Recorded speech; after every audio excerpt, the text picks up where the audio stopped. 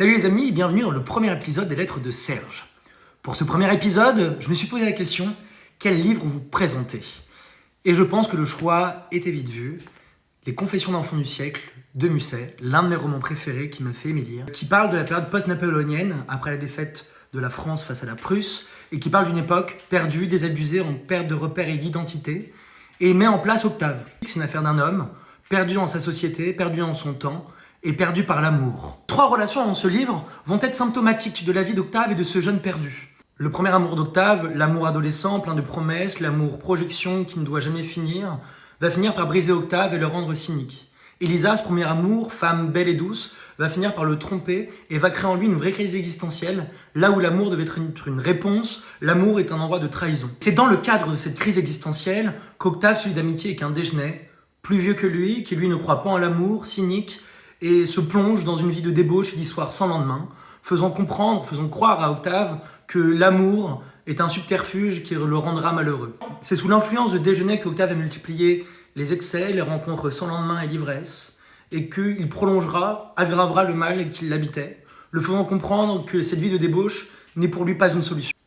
Il tombe alors dans une sorte de nihilisme affectif. Mon plus grand défaut était l'imitation de tout ce qui me frappait, non par sa beauté mais par son étrangeté. Ne voulant pas m'avouer imitateur, je me perdais en l'exagération afin de paraître original. Ainsi, je tourmentais mon esprit pour lui donner le change et je tombais dans tous les travers pour sortir de moi-même. Mais tandis que ma vanité s'occupait ainsi, mon cœur souffrait, en sorte qu'il y avait presque constamment en moi un homme qui riait et un autre qui pleurait. C'était comme un contre-coup perpétuel de ma tête à mon cœur. Le deuxième amour, moins élaboré, moins détaillé, moins important, va cristalliser son manque de confiance en l'amour et va entraîner un repli sur lui-même. Le troisième amour, le fondamental, Brigitte.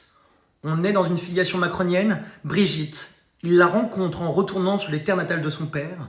Elle est plus âgée que lui, elle est veuve, et lui redonne espoir en l'amour. Cette relation semble lui offrir une sorte de rédemption, un calme face à son tumulte interne, et il semble calmer ses passions, lui redonner confiance en l'amour en lequel il ne croyait plus. Chassé le naturel, il revient en galop.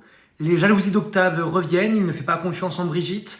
Il a peur que, comme ses précédentes relations, que Brigitte le quitte pour un autre homme. Prophétie autoréalisatrice, après patience, Brigitte finit par se séparer et s'éloigner de lui. Et Octave, spoiler alert, finit par faire, dans un sens kierkegaardien, le grand saut. Je vous laisse le suspense sur le sens du grand saut. Je vous ai assez spoilé, il faudra le lire. À bientôt pour l'épisode 2.